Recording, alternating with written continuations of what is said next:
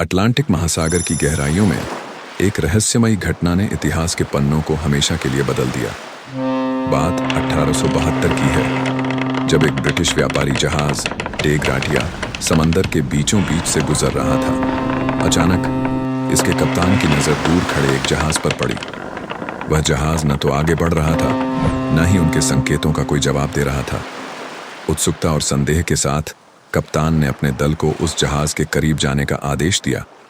जैसे ही वे नजदीक पहुंचे, उनके होश उड़ गए। यह कोई और नहीं बल्कि मैरी सेलेस्ट थी, एक ऐसा जहाज जिसका नाम आज भी रहस्य का पर्याय है। पर्याय। जहाज पर कदम रखते ही डे ग्राटिया के चालक दल को अजीब सन्नाटा महसूस हुआ। जहाज बिल्कुल सही सलामत था। क्रू का सामान, कपड़े, खाने पीने का सामान और यहां तक कि 1700 बैरल इंडस्ट्रियल अल्कोहल का माल भी वैसा ही था जैसा उसे न्यूयॉर्क से इटली के जेनोआ ले जाया जाना था। लेकिन एक चीज गायब थी, जहाज का चालक दल।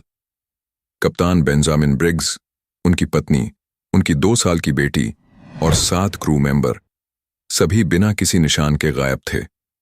ये वही मैरी सेलेस्ट थी जिसने पिछले 150 सालों से इतिहासकारों और शोधकर्ताओं को हैरान कर रखा है। मैरी सेलेस्ट की कहानी शुरू होती है न्यूयॉर्क के तट से, जहां 7 नवंबर 1872 को यह जहाज अपने सफर के लिए तैयार था।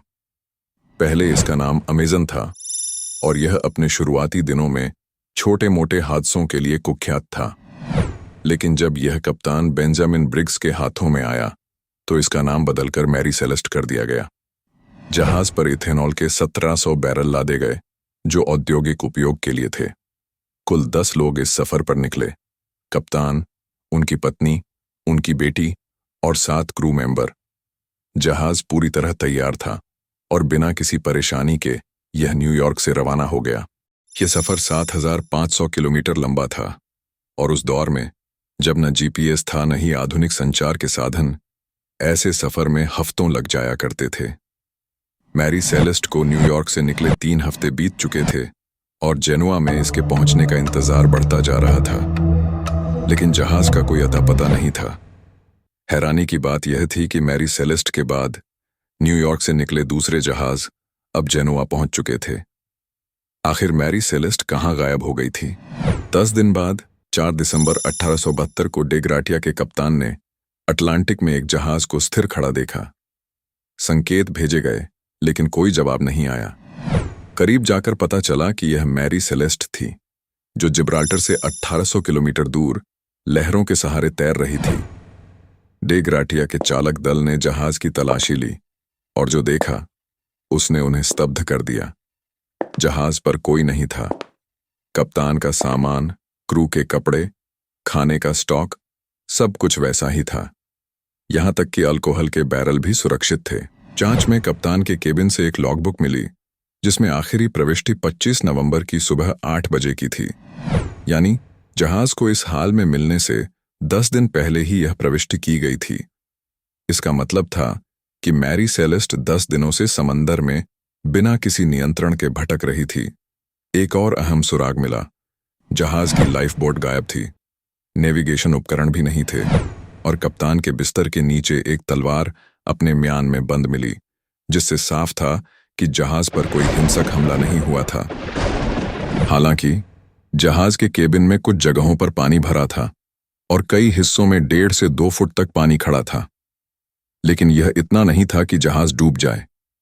डे ग्राटिया के कप्तान ने अंतर्राष्ट्रीय समुद्री कानून का फायदा उठाया, जिसमें बचाए गए जहाज के बदले इनाम का प्रावधान था।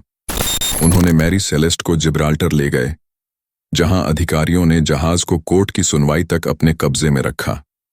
कोर्ट ने कई जांचें की लेकिन कोई जवाब नहीं मिला। जब कोर्ट भी इस रहस्य को सुलझा न सकी तो लोगों ने अपनी अपनी कहानियां गढ़नी शुरू कर दी। कुछ ने कहा कि शायद एलियंस ने क्रू को उठा लिया, तो कुछ ने समुद्री राक्षसों की बात की। मैरी सेलेस्ट के इतिहास ने भी इन अफवाहों को हवा दी। ये जहाज पहले भी कई हादसों का शिकार हो चुका था। कभी दूसरी शिप से टकराया, कभी मरम्मत से पहले आग लगी, तो कभी इसका कप्तान अचानक बीमार होकर मर गया। इन सब के चलते लोग इसे भूतिया जहाज मानने लगे। कई सिद्धांत इस रहस्य को समझाने की कोशिश करते हैं।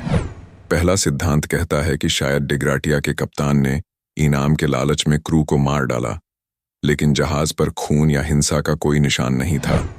दूसरा सिद्धांत अल्कोहल के बैरल से जुड़ा है। जब जहाज जिब्राल्टर पहुंचा तो 1700 में से 9 बैरल खाली थे। कुछ का मानना है कि बैरल में विस्फोट हुआ होगा, जिसके डर से क्रू लाइफ बोट में भाग गया, लेकिन जहाज पर आग या विस्फोट का कोई निशान नहीं मिला। तीसरा सिद्धांत तूफान की बात करता है। शायद तूफान में जहाज में पानी भरने लगा और कप्तान ने क्रू को लाइफ बोट में निकलने का आदेश दिया, लेकिन छोटी लाइफ बोट समंदर की लहरों का मुकाबला न कर सकी और सब डूब गए। इन तमाम सिद्धांतों के बावजूद कोई भी पूरी तरह सच साबित नहीं हुआ। 150 साल से ज्यादा वक्त बीत चुका है, लेकिन मैरी सेलेस्ट का रहस्य आज भी अनसुलझा है। कप्तान बेंजामिन ब्रिग्स और उनके साथी कहाँ गए, यह शायद सिर्फ समंदर ही जानता है। क्या आपको लगता है कि यह रहस्य कभी सुलझेगा? अपनी राय जरूर बताएं।